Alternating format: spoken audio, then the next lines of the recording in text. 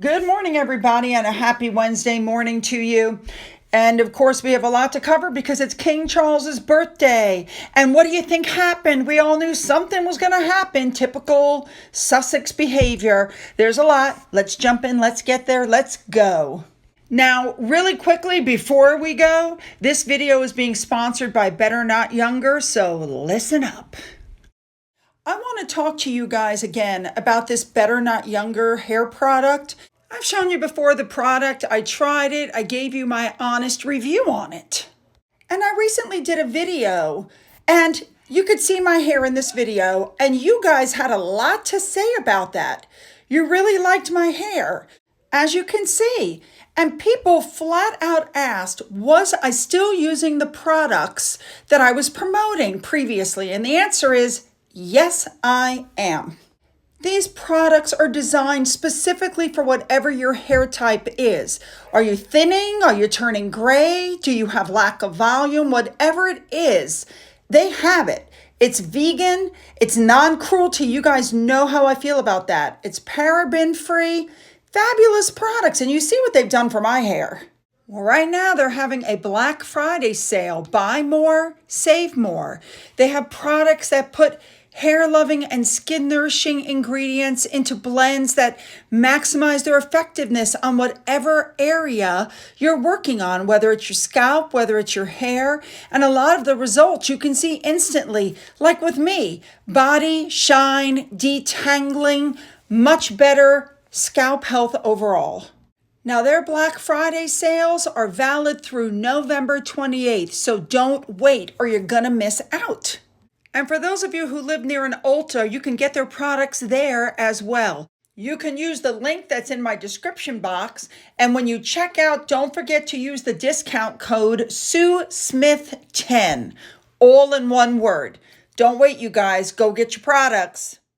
All right, you guys. Now let's turn our attention to the Royals. We are going to start off with Zara Tindall. She was wearing a black dress with cutouts. Let me tell you, she looked absolutely gorgeous. She was at a VIP breakfast that was celebrating the relaunch of Rebecca Valance at Harrods. For those of you who don't know who she is, Rebecca Valance is a designer from Australia. She launched her label in 2011 while she was living in London. She showed her first collection in Paris and it sold. Good for her. Let's move on now to Princess Anne. Most of you may not know, but it was the 50-year wedding anniversary of her first marriage to Captain Mark Phillips. Very interesting. If they had stayed married, it would have been 50 years. Anyway, we know that they were divorced and she remarried. It was also Charles's birthday when she got married. I believe they said it was like his 25th birthday. Anyway, they divorced in 1992. And Anne remarried Tim Lawrence that same year. And it was a much, obviously, less grander affair. So, well, there you go. Happily ever after. Moving on. Now, still sticking with Anne, but adding King Charles into the mix, the king became the patron, the first in the Commonwealth War Graves Commission.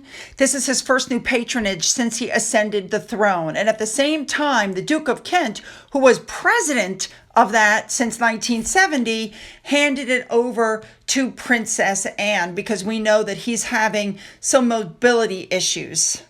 And the Princess Royal put out a statement that basically said, in maintaining these graves across the Commonwealth, this is a significant role in commemorating those who sacrificed for our future, and that the cemeteries, large or small, always have an impact. And she's honored now to be the president.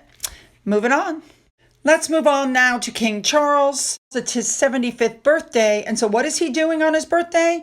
He is starting a groundbreaking initiative project to help reduce food waste and help those living with food insecurity. So Charles and Camilla went to Oxfordshire to launch the Coronation Food Project at a waste food distribution center. So he met a lot of people while he was there. You know, they're waving, the typical thing. Of course, it was raining. Now, while they were there, Charles and Camilla met staff who work at the Surplus Food Distribution Center. Now, according to the article, This food project was inspired and, totally put together by King Charles because he was concerned about the waste of food and the cost of living crisis.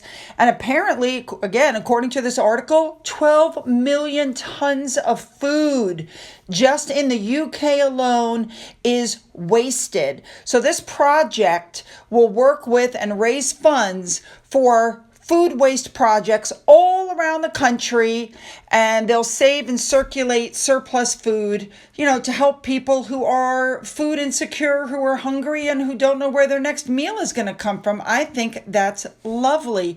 It's a good job, a good idea on his behalf, and it's going to help scale up some nationwide projects and build up warehouses. Now, while this was going on, there were other things going on all over England. One of them was a 41-gun salute from Green Park, right by the Tower of London. And an hour later, the artillery company fired 62-gun salutes right from the Tower of London, where I was a week and a half, 2 weeks ago. That is so beyond cool.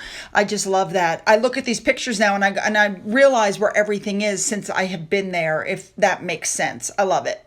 While Charles was there, he saw somebody selling the big, that stuff that for the homeless that William was involved in. And so Charles walked up, put out his hand, paid for the issue. Everybody was wondering if he actually had money. People are like, do the royals carry money? Well, apparently they do. Just in case there's anybody here who doesn't know this, King Charles actually has 2 birthdays, as the Queen did as well. The first one is his actual birthday in November, and the second one is Trooping the Colour, which falls on the second Saturday of June. And that marks the official birthday of the British monarch for over 260 years. That's cool. Now, for Charles's birthday, William marked it by putting out a heartfelt message and 3 throwback photos. And they're saying that it was a swipe at Harry because he wasn't in any of the photos. Listen, these are 2 grown men in their mid to late 30s. I think Harry is old enough to put up his own pictures and his own happy birthday dad if that's what he chooses to do. But if he chooses not to acknowledge his father's birthday, that's on Harry. Why should William have to include Harry in his birthday greetings at this stage of the game? So in an attempt to stay relevant, articles like this are coming out. Harry's going to call the king on his birthday, but he's going to stay away from the celebrations. Okay, first of all, he's staying away from the celebrations because he wasn't invited. Number 2, I don't believe for 1 second that he's going to call and talk to his father. Every time there's ever been any kind of a discussion on the phone between Harry and his family, it's ended up in the news, either in print or by Gayle King. I don't want to break stories here, but Harry spoke to his brother this morning and nothing's better. Get it? So the family doesn't trust Harry anymore. He has broken trust with them irrevocably.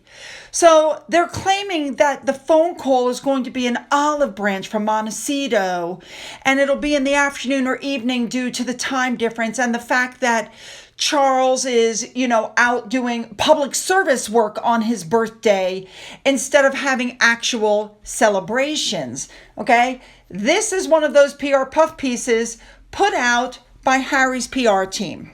And it's more than just what Harry has done to the whole family. Stories are coming out that I completely believe that Charles is very angry at Harry and Meghan for all the distress and anguish they caused the Queen in her final years. I mean, how do you get past that?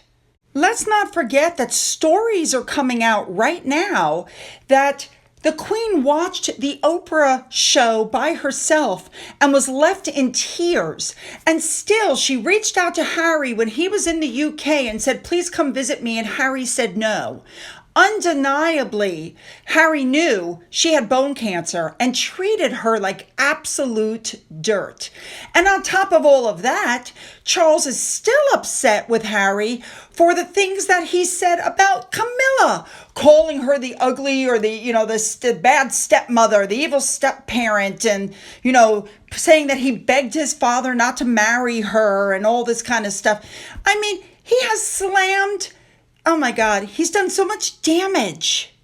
Now, Harry's PR team is putting out articles like this one to basically say, look, Harry wants to reconcile. It's the king and the family who won't do it.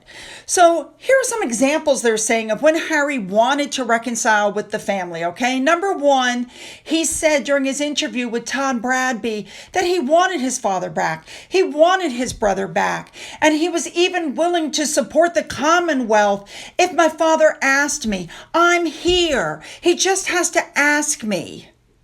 It's like Harry forgot that they called the Commonwealth Empire 2.0 and claimed that the family was racist.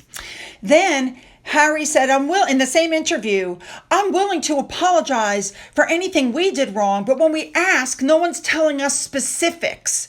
If you can't figure out what you did wrong with The Spare, the Netflix docuseries, the Oprah show, if you can't figure out from that what you did wrong, forget it. There's no fixing it anyway. Another olive branch supposedly that was handed was the king's coronation. But I think it's pretty obvious that he went to the coronation because he needed to shore up the fact that they're still part of the royal family. You guys know what I'm saying. The fact is, as I said before, he's broken trust with the royal family. They don't trust him anymore. That's why they're not having communications with him. Listen, if he wants to talk to them, I say go to the UK, sign an NDA that prevents you from repeating anything, search him for wires, make sure he's not tapped, then sit down and say, you told the whole world William was circumcised. Why did the world need to know that? You told all kinds of unnecessary things. All right, so we knew that with Charles's birthday, the Sussexes would do something. We knew it because this is their MO. And wouldn't you know, Meghan got papped in a parking lot again. Now, here's the kicker part. Are you guys ready? The article flat out says that these pictures were taken last week and they were held and released today, specifically on the king's birthday, because this is the kind of childish crap that they pull. And for those of you who didn't catch it, this picture was taken in LA. I believe that's where her team is located, isn't it? She's not living in Montecito. She's living in that hotel. And of course, the whole article is she's wearing glamorous sunglasses and a thin belt, and she's toting this bag over her shoulder, and she's having a lunch date and blah blah blah. And it's, give me a break. This is so staged. Look at the pictures. She has her hand up by her face, and blah blah blah. It's yeah. And the friend that's with her is a former model friend, Kelly Zajfin, I believe is how you say it. And the article goes into this whole thing. Kelly is the co-founder of an organization called Alliance of Moms because her son died last July.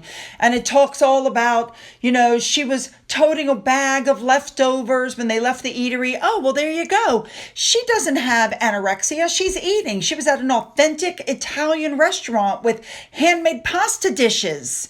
There you go. So she was eating and in great spirits. There goes her whole anorexia thing right out the window. But here's what's really interesting. You see how they're looking at each other, and then when they think the camera's off, boom. Suddenly, she doesn't look so happy anymore. It's amazing. As soon as they think the cameras are off of them, wham. All right, we're going to go back a little bit now. You remember this picture I showed you? That's James Holt, by the way, in the blue jacket to the right. This is an unfiltered picture. The girl took a picture with her phone and then put it up. Now, here is the big picture. And if you look at the bottom, you can see the girl actually taking the picture with her cell phone. Somebody else held a phone up in the air. So the Sussex Squad has gone ballistic and claims that the angle of this proves that the other photo is fake. No, it's not fake. The difference is the photo isn't photoshopped. On a regular basis, they photoshop Meghan's photos.